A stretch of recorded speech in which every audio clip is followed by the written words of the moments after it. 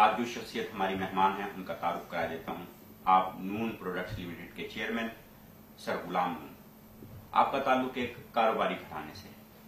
वो छोटी उम्र में बिजनेस की तरफ आए और मुसलसल मेहनत से कामयाबी की मंजिलें तय करते गए।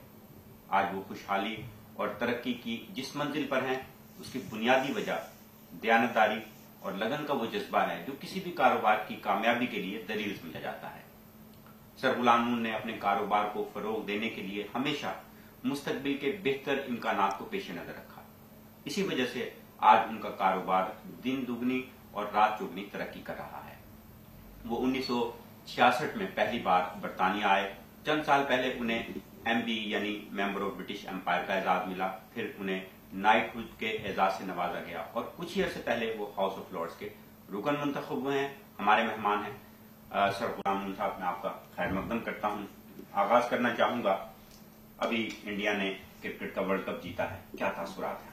नहीं, बहुत अच्छा मैच रहा। मैंने हालांकि मैं मोहाली जा नहीं सका, मगर लास्ट मैच में गया था मैं फाइनल में। मगर जो मैच पाकिस्तान के साथ हुआ, मैं आपसे यकीनन कहता हूं कि और मेरे बड़े अच्छे दोस्त गए थे वहां पर, उन्होंने सबने कहा कि कोई एक वाकया नहीं हुआ। ये बड़ी अच्छी बात। ये बहुत अच्छी बात है और बहुत अच्छा हुआ कि जिलानी साहब भी आ गए। जिलानी साहब की मैंने तकरीर सुनी, मनमोहन सिंह जी की भी मैंने तकरीर सुनी। जो प्यार से उन्होंने जो दिल से कहा दोनों प्राइम मिनिस्टर ने कि भाई ये क्रिकेट एक प्लेटफॉर्म होना चाहिए हमारी दोस्ती का, एक दोस्ती का प्लेटफॉर्म होना चाहिए। और जो आपके कप्तान साहब हैं जो अफरीदी, इनको मैं बहुत ही इनकी काबिलियत को मैं बहुत अच्छी तरह जानता हूं और मैं मिला भी हूं उनसे, उनकी बैट भी मेरे पास है। तो एक अच्छे कप्तान रहे और उन्होंने जो टीम को संभाला। हारना जीतना तो एक टीम तो हारने ही वाली है, एक टीम जीतने ही वाली है। तो वो उसमें हारने में भी उनको इतना ऐसा नहीं बताया कि क्या हम हार गए यार, मगर उनको बस एक जीत हुई, क्रिकेट की हुई, ये जीत हुई हिंदुस्तान की हुई, जीत हुई ये पाकिस्तान की हुई और दोस्ती की जीत हुई। और ये cricket world cup cricket lovers के लिए बड़ा अहम था। बहुत जबरदस्त वाकई नहीं हुआ। इतना बड़ा इवेंट जो है 3 मुल्कों में इतनी कामयाबी से हो गया और लोगों में एक्साइटमेंट बड़ी थी। नहीं, मैं तो आपसे कहूं कि मोहाली ये कोई बड़ा शहर नहीं है। यहां तक बात हुई, बिंद्रा साहब हमारे बड़े अच्छे दोस्त हैं जो प्रेसिडेंट हैं वहां पंजाब क्रिकेट एसोसिएशन के। उन्होंने मुझे बुलाया भी था मगर मैं जा नहीं पाया क्योंकि इतना जाना बहुत इतना मेरे लिए आसान नहीं होता है।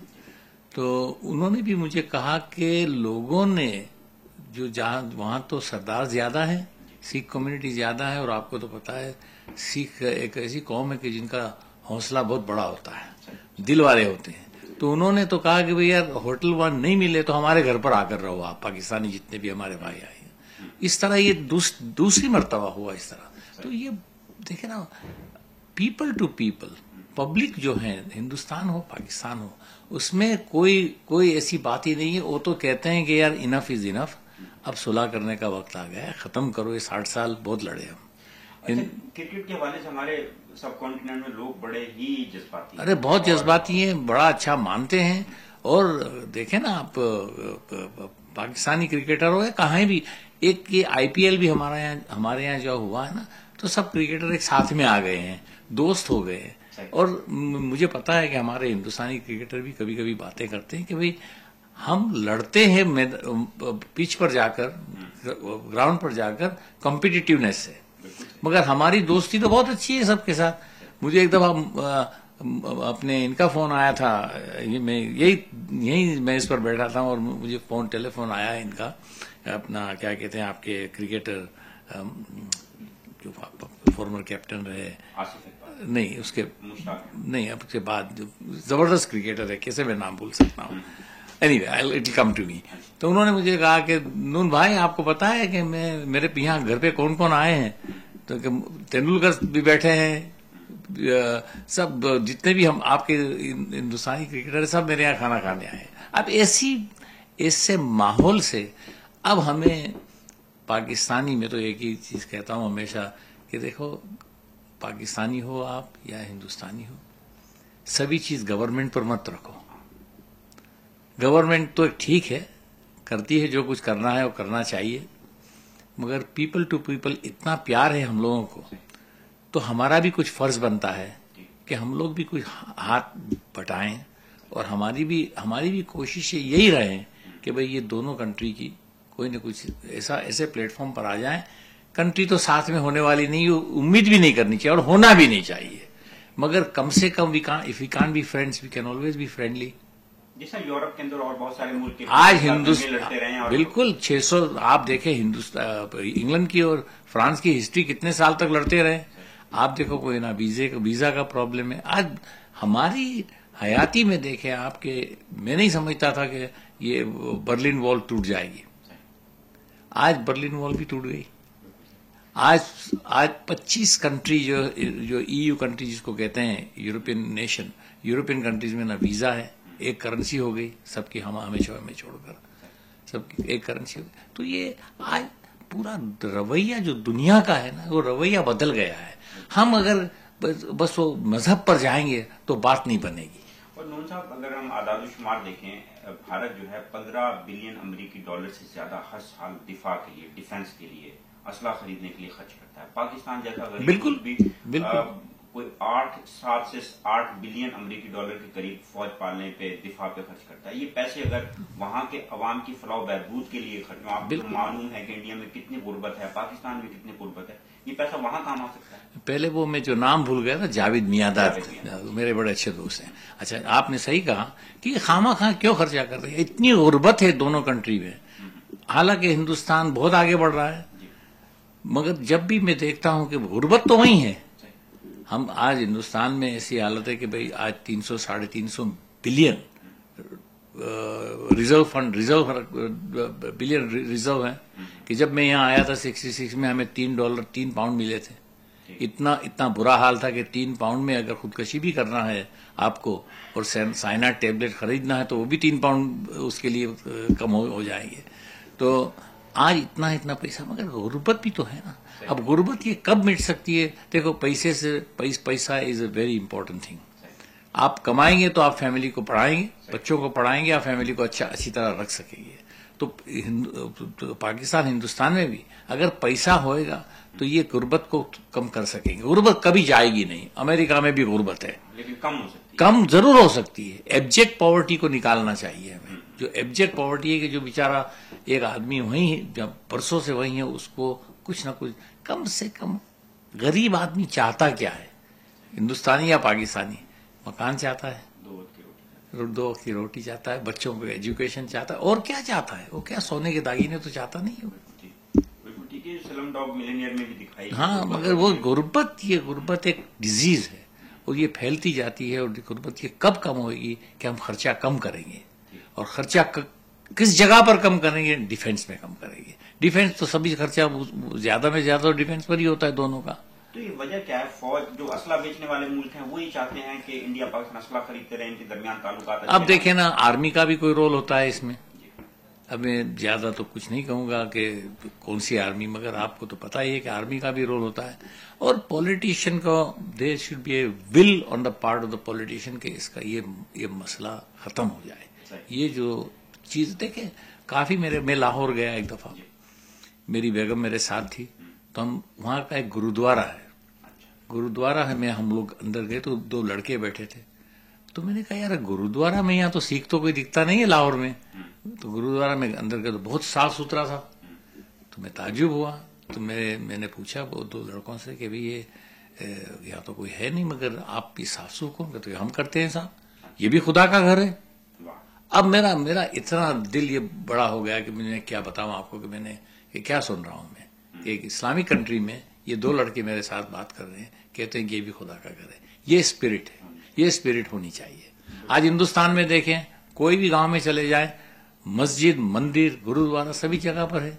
सब अपने अपने इसको ये जो हाईजेक कर जाते हैं लोग, हाईजेक कर जाते हैं अपने कौम, अपनी मजहब को। मजहब तो एक है, जरूरी है, वो वैल्यूज आपको बताता है। एक जबरदस्त मजहब है, इस्लाम है या हिंदुइज्म है, सिखिज्म है या जुडिज्म, कोई नफरत नहीं करना सिखाता है। मगर मजहब से भी मेरे हिसाब से तो सबसे बड़ी चीज है इंसानियत। इंसानियत पहले रखें आप, तो मजहब तो है ही। मजहब तो आप दुआ करते हैं, आपके बच्चों के लिए करते हैं, आपके लिए करते हैं, अल्लाह मुझे जन्नत ले जाए। मगर एक दूसरे खुदा अल्लाह ने जो दूसरे इंसान को बनाया, उनके लिए आप क्या करते हैं? आपने एक इंटरव्यू में, बहुत पहले मैंने आपसे एक इंटरव्यू किया था, आपने बड़ा अच्छा एक जुमला कहा था कि किसी को खाना खिलाने वाले हाथ जो है वो इबादत करने वाले हाथों से अफजल। बिल्कुल है, सही बात है। आज भी मैं यही कहूंगा, मुसलमान इबादत की तरफ बड़ी तवज्जो बहुत देते हैं, लेकिन इंसानियत की फलाह बिल्कुल नहीं, बिल्कुल नहीं। वही तो कह रहा हूं कि मजहब जरूर है। आप मजहब तो आप अपनी अपनी अपनी बेहतरी के लिए करते हैं कि मुझे अल्लाह मैं 5 टाइम नमाज पढ़ूं, नमाज पढ़ें तो आप, कोई इनकार नहीं है, कुरान पढ़े आप, सब कुछ करें, मजहब तो इसीलिए है। मगर उससे ज्यादा जरूरी है कि दूसरे इंसान को मदद करें। ये मारना काटना ये तो हद हो गई है। आज मैं देखता हूं कि यहाँ पाकिस्तान में खास तौर से, और हिंदुस्तान में भी होता है, मैं खुद ही विक्टिम था। ताजमहल होटल में 2-3 साल पहले जब वाकया हुआ, मुंबई का जो मामला हुआ, मैं भी तो अंदर ही था, ताज में ही था, अल्लाह ने मुझे बचा लिया उस दिन। मगर मेरे बाजू के कमरे में इन लोगों ने, टेररिस्ट ने कमरा लिया था। मेरे बीच में तो बिल्कुल दीवार ही थी एक। मेरा कमरा का नंबर था, माई स्वीट नंबर वो 361, उनका 360 था। हाँ, तो अब ऐसे में भी हम बच गए। खैर, वो एक बात। मगर क्या है कि ये टेररिज्म जो है, और पाकिस्तान जरूर विक्टिम है टेररिज्म का, उसमें कोई शक नहीं है। फ्रंट लाइन पर तो पाकिस्तानी, आप कुछ भी कहें, फ्रंट लाइन पर तो पाकिस्तानी है। मगर अब क्या करें, इनको कैसे समझाएं इस लोगों को? अब देखें, मैं आज सुबह पढ़ रहा था कि विलियम और केट की शादी के वक्त certain section of the Muslim community है जो चाहती है कि हम इसका अपोज करें, हम ये शोर मचाएंगे शादी के बाद। क्यों? ये खुशी का मौका है। मगर फिर अगर आपको ये आपको कंट्री पसंद नहीं है, ग्रेट ब्रिटेन पसंद है, तो रहते क्यों? छोड़ के चले वो बिल्कुल छोड़ के चले जाओ, कहीं और जाके रहो, और दूसरों को क्यों खामा तकलीफ देते हो?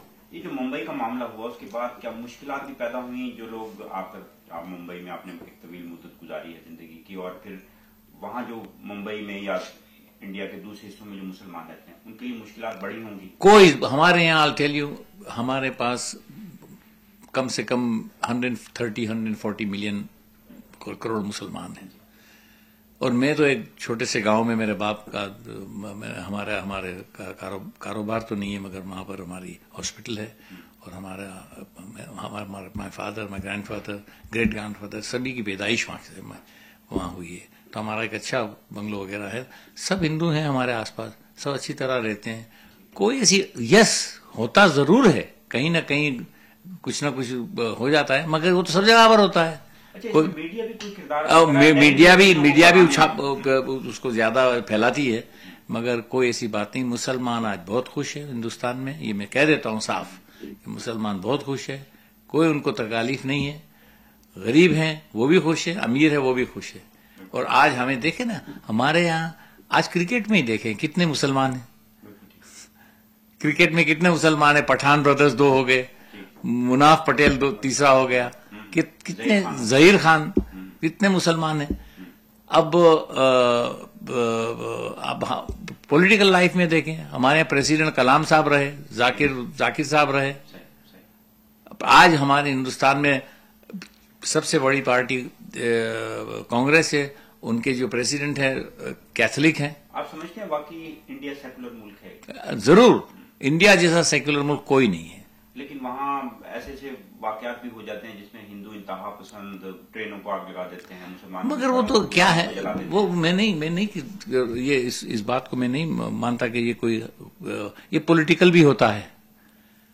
मैं people to people there is no hostilities, कोई बिल्कुल हॉस्टिलिटीज नहीं है। हम तो देखें, आप हमारे एक बड़े अच्छे दोस्त थे, उनको बड़ी नफरत थी हिंदुस्तान से।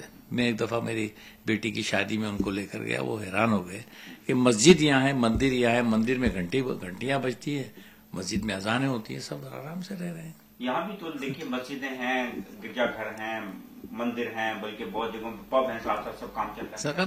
देखो पॉलिटिकल लाइफ में भी देखें, आज सबसे बड़ी पार्टी जो कांग्रेस है, उसमें Roman Catholic, Sonia Gandhi Roman Catholic है। सर हमारे मनमोहन सिंह जी सिख कम्युनिटी के हैं, और जो प्राइम मिनिस्टर हैं, और कितने आदमी हमारे मुसलमान भी तो इसमें हैं, कितने हमारे कलाम साहब थे। एक और बात आपसे पूछना चाहता हूँ, आप सियासतदान भी हैं, बिजनेसमैन भी, आप हमेशा अवाम की बात करते हैं। एक तो अवाम है जिनके अपने मसाइल हैं, एक सियासतदान है जिनकी अपनी सियासत है। इस सियासत में अवाम किससे चले जाते हैं? अब बहुत सारे लोग जो पाकिस्तान में हैं, जिनके अजीज अकारिब इंडिया के अंदर है, वो इंडिया जाना चाहते हैं मिलने के लिए। बहुत सारे लोग ऐसे हैं इंडिया में जिनके अजीज अकारिब पाकिस्तान के अंदर, वो वीजे की बड़ी सख्तियां हैं, बिल्कुल बड़ी दुश्वारियां, कई महीने लग जाते हैं। इसमें थोड़ी सहूलियत होनी चाहिए। अब देखें ना, अब जिलानी साहब और मनमोहन सिंह साहब जो मिले मोहाली में, वो भी बात हुई थी, तो उनको अब ऑन दैट लेवल वहां से कुछ ऐसी पुकार आनी चाहिए, ऐसा कोई इनिशिएटिव आना चाहिए कि वीजा का मामला खत्म करें। मेरे पास कितने लोग आते हैं, मेरे पाकिस्तानी दोस्त, कि भाई हमें वीजा नहीं मिलती है। मैंने कहा कि देखो, इसमें ऐसी बात है कि मैं इसमें दखल अंदाजी नहीं कर सकता हूं। मैं कोई गवर्नमेंट, हिंदुस्तानी गवर्नमेंट का ऑफिशियल नहीं हूं मैं, मगर मैं रेकमेंड जरूर कर सकता हूं। मगर ये जरूर बात है कि दोनों जगह पर ये तकालीफ हैं, और ये मैस किया है पॉलिटिशियंसों ने। एक बात है, ये मैस है पॉलिटिशियंस का, इनका है। इनको समझना चाहिए कि अब जब पब्लिक को कोई एतराज नहीं है, आप पॉलिटिशियन बने हैं, आप सियासत कर रहे हैं, तो आप किस बल पर कर रहे हैं कि आपको चुना गया है पब्लिक ने, और वही पब्लिक तो चाहती है कि भाई हमें दोस्ती करवाओ, पब्लिक को फैसिलिटीज देना, मुश्किलात पैदा न करें उनके लिए। बिल्कुल। अच्छा नून साहब, कभी आप फर्क भी महसूस करते हैं इस मुल्क के अंदर जो जमहूरियत है, यहाँ जो पॉलिटिक्स है, जो हमारे सब कॉन्टिनेंट में, इंडिया, पाकिस्तान, बांग्लादेश, श्रीलंका में जो पॉलिटिक्स है, वजह क्या है? यहाँ की सियासत के नतीजे में लोगों को सहूलतें मिलती हैं, वहां जो पॉलिटिक्स हो रही है उससे उलझने पैदा होती हैं, वजह क्या है? बस वो मेंटालिटी हमारी कुछ ऐसी है, दोनों कंट्री की और तीनों कंट्रीज की, कि बस आड़ कैसे डालना। आपको अगर चैरिटी भी करना है तो किस तरह आड़ डालना चाहिए हमें। अब सब जगह पर ये है, क्या करें। एक हमारा इसीलिए अभी देखो, करप्शन का जो मामला उठाया है हिंदुस्तान में, बहुत अच्छी बात है, बहुत अच्छी बात है कि ये करप्शन जाना चाहिए, मगर ये जाएगा? मेरे ख्याल से तो मेरी जिंदगी में तो नहीं जाएगा ये करप्शन। ये एक जबरदस्त डिजीज है करप्शन भी हमारे यहाँ। खात्मा हो सकता है? जरूर हो सकता है। लोग जैसे रास्ते पर आ गए, इजिप्ट हो या लीबिया हो, रास्ते पर नहीं आ गए। और हजारे ने भी जो किया ना, हजारे ने भी रास्ते पर ही आ गया ना, वो भी इंसान। और 200 सिटीज में, छोटे गांव में उसे लगाकर बड़ी बड़ी सिटीज में ये एक फैल गया। और आज गवर्नमेंट जो चीज इतने सालों से पेटी पैक करके धूल खा रही थी, फाइल वो निकालनी पड़ी, और आज वो कह रहे हैं कि नहीं, कि भाई ये करना चाहिए करप्शन के लिए। तो करना चाहिए, पब्लिक के हाथ में है। और मुझे खुशी है कि हिंदुस्तान में नौजवान बहुत पब्लिक लाइफ में आ रहे हैं, और एजुकेशन एक सबसे बड़ी चीज है। देखें आप, प्रॉफेट मोहम्मद ने 2 बातें की थी। उन्होंने कहा था कि भाई जो लोग नॉलेज से करीब है वो मेरे से करीब है, और जिस कंट्री में आप रहो उस कंट्री के वफादार बनकर रहो। ये बिल्कुल सही है। मैंने सुना अभी पाकिस्तान में एक सरदार मिलिट्री में ज्वाइन हुआ है, तो क्या पाकिस्तान के हिंदुस्तान के खुदा ना करे कोई बात हो जाएगी तो नहीं लड़ेगा पाकिस्तान की तरफ से? जैसे हिंदुस्तान में कितने मुसलमान तीनों वॉर में लड़े हैं पाकिस्तान के खिलाफ। तो जिस कंट्री में आप रहो उसी कंट्री के वफादार बन के रहो। इससे पहले कि हम वक्फे की तरफ जाएं, आपने अपने हर इंटरव्यू में अपनी वालदा का बहुत तस्करा जी हाँ, और आप हमेशा कहते हैं कि आप पे आपकी माँ की दुआओं का साया है, आपकी तरक्की में उनकी दुआओं का बड़ा किरदार है। वालदा आपके लिए रोल मॉडल है, हर एक के लिए होनी चाहिए। बिल्कुल, वालदा के लिए तो सब कहते हैं कि भाई उनके पाँव के नीचे जन्नत है। मैंने तो वालदा को इतना संभाल के रखा है। उनका इंतकाल हो गया 20 साल, मगर आज भी मैंने संभाल के रखा है। उनका स्टेच्यू मैंने ऑफिस में बना के रखा है। वहाँ लिखा है मैंने, our mother Bilkis, paradise lies under the feet of mother. तो आप कुछ नसीहतें उन्होंने की जब आप? जरूर नसीहत काफी उन्होंने, क्योंकि हमारे बाप का तो इंतकाल हो गया जब 8-9 साल के थे। फिर बाद में तो वही हमारी माँ रही और वही हमारे बाप रही। तो उन्होंने तो हमेशा, मुझे तो वाकई काफी याद है, मगर 1-2 कहूंगा मैं आपसे, कि हमेशा पेशेंस की बात जरूर करती कि भाई आप धीरज रखें, पेशेंस रखें। और दूसरी बात, एक दफा मैंने कुछ ऐसा कह दिया, मैं वहां बिजनेस करता था, तो मेरे मुझ जबान से निकल के मैंने ये किया है। तो मुझे, हालांकि मैं मैरिड था उस वक्त, मेरे पास बच्ची भी थी, मुझे उठाकर एक पर्शियन हाथों से उन्होंने तमाचा मारा और कहा कि कभी ऐसी बात मत करना। और हमेशा कहती थी कि ये गुरूर जो है यही इंसान को नीचे लाता है, एरोगेंस जो है अल्लाह सब चीज को माफ करता है, गुरूर को माफ नहीं करता। क्रिकेट से आप बड़ी मोहब्बत करते हैं, खुद भी खेलते रहे हैं? वो हम हिंदुस्तान में तो जरूर खेलते रहे, अच्छे लेवल पर खेलते रहे हैं हम। हमारे छोटे भाई अकबर, हम दोनों क्रिकेट लवर्स थे।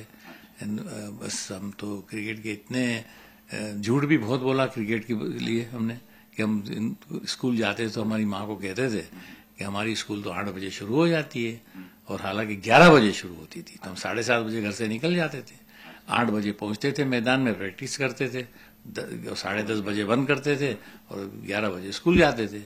माँ को बेचारी को क्या पता कि कहाँ जा रहे हो। 4 बजे हम आ जाते थे। फिर हम जवान हुए जब, तो हमने कहा एक दिन कि इस तरह आपसे झूठ बोला था, तो हंसने लगी। तो कौन लोग आइडियल थे क्रिकेट में उस वक्त? उमरीगर थे हमारे, तो उस जमाने में तो इमरान खान तो बाद में आए, मगर क्रिकेट जब पाकिस्तान जब एंटर ही हो रहा था क्रिकेट में, मैं कहता हूं कि हमारे उमरीगर थे, फारूक इंजीनियर थे, बुड्ढी कुंडारम हमारे साथ खेलते थे, रूसी सुरती हमारे साथ खेलते थे जो ऑस्ट्रेलिया गए। ऐसे काफी क्रिकेटर भी हमारे साथ रहे। और एक ऐसा शौक था हमें उसी जमाने से कि संडे पर्टिकुलरली इतवार के दिन जो छुट्टी का दिन होता है, हमें 10 हाथी भी नहीं रोक सकते थे घर में। जो क्रिकेटर हमारे सब कॉन्टिनेंट में पैदा किए हैं, खासतौर पे सचिन तेंदुलकर का मैं तस्करा करूंगा, ऐसा क्रिकेटर तो जाहिर है फिर नहीं पैदा होगा। आपके पास उनका साइंटिफिक फैक्ट भी है। तेंदुलकर के बारे में क्या था? तेंदुलकर एक यूनिक क्रिकेटर है, यूनिक इंसान भी है।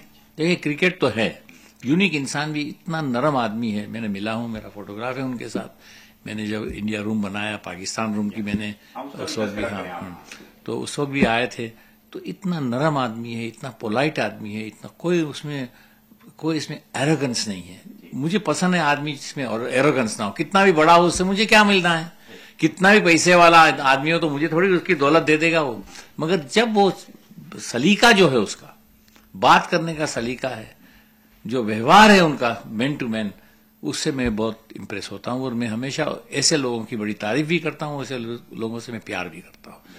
तेंदुलकर एक ऐसा आदमी है, इतना बड़ा क्रिकेटर होने के बावजूद उसने कभी ऐसी बात नहीं कही, मैंने नहीं सुनी उनके मुंह से या टेलीविजन में कहीं भी कि भाई मैं सबसे बड़ा हूं। हालांकि जितने रिकॉर्ड उनके हैं, मेरा नहीं ख्याल कोई और तोड़ अब तोड़ना तो खैर आएंगे सब कॉन्टिनेंट में भी। आप देखें ना, पाकिस्तान भी जो आज क्रिकेट में है, तो आपके यहाँ आप पाकिस्तान में भी अच्छे क्रिकेटर्स हैं। In my opinion Imran Khan, Javed Miandad, they were the great cricket brains. Zaheer Abbas भी एक ऐसा इंसान है कि जो कभी गुरूर नहीं किया उसने। इतने डबल सेंचुरी में उसका रिकॉर्ड है, मगर उन्होंने भी कभी, जबरदस्त इंसान है। ऐसे Tendulkar becomes a role model for not only for Indians, for the entire world, cricketing world. वजह क्या क्रिकेट इतनी क्यों मकबूल है सब कॉन्टिनेंट में? हालांकि गोरों का खेल है, गोरों ने शुरू किया था यहाँ, और अब वो कभी वर्ल्ड चैंपियन भी नहीं बन सके। क्रिकेट के मुकाबले में दूसरी गेम्स निस्बतन आसान भी हैं और सस्ती भी हैं, लेकिन हमारी कौम जो है वो क्रिकेट के पीछे ऐसी लगी हुई है कि क्रिकेट ये सब कुछ छोड़ने को तैयार हो जाती है। कोई मुझे बताए, मुझे तो पता नहीं है क्यों ऐसा है। क्योंकि एक क्रिकेट, मुझे तो जब से होश आया, मैं 7-8 साल का था जब से हम क्रिकेट खेलते रहे, तो अब ये हिंदुस्तान, पाकिस्तान, बांग्लादेश में भी ये अफवाह ये पहुंच गई है, और बांग्लादेश भी अच्छी क्रिकेट खेल रही है आजकल। तो नेचुरल टैलेंट भी है, नेचुरल टैलेंट है, कोई सिखाने की जरूरत नहीं है। मैंने तो सुना कितने आपके गलियों में क्रिकेट खेलते थे, आज टेस्ट मैचेस में आ गए। उसमें क्या है, बस उसमें पैसे भी बहुत आ गए। अब मुझे दुख होता है, तकलीफ कहाँ होती है, एक स्पोर्ट्स लवर, मैं तो I am a sports lover only, not only for cricket but generally. तो तकलीफ कहाँ होती है कि जो अपने मुल्क को बेच देता है पैसों के लिए, हिंदुस्तान में हो, पाकिस्तान में हो, कहीं भी हो। मगर ये जबरदस्त एक रोकना चाहिए, उनको कहना चाहिए कि मुल्क से बराबरी में कोई चीज नहीं, कोई पैसा नहीं है, अबजो रुपया नहीं है। मुल्क ने तुम्हें एक इज्जत दी है, मुल्क ने एक चांस दिया है कि आप मुल्क के लिए आप क्रिकेट खेलो, और उसमें आप इस तरह हेरा फेरी करो तो बिल्कुल ठीक नहीं है, वो बंद होनी चाहिए।